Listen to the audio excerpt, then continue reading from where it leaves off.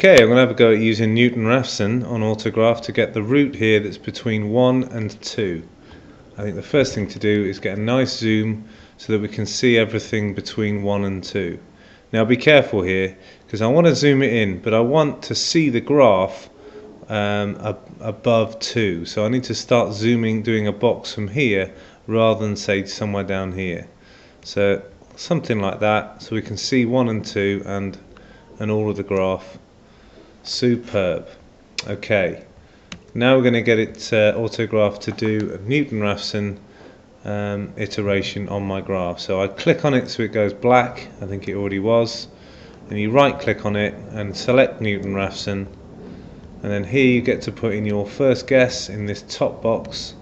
I'll put in 2, and then if we go forward one iteration, you can see it's gone up to the axis, drawn the tangent from 2, which comes down here and hits the x-axis just above 1.4, and over here is our second estimate of the root. And if I do that again, you can see it's gone up and there's another tangent again, and then do it again.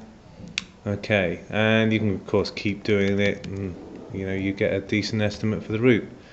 Now, one slight problem with this graph is if I use this graph, I would argue that I cannot see 3 tangents very well.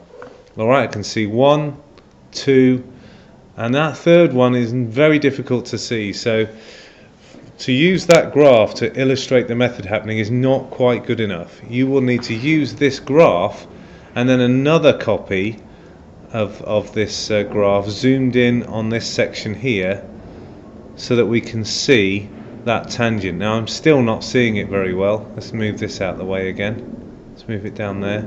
Still not seeing it very well, so we might need to use one of these vertical zooms so that we can see it. Now I always get this wrong, so this might be wrong. Yeah, I'm going the wrong way there. I want to stretch it out a little bit. Now then, I can distinctly see that tangent separate to that curve.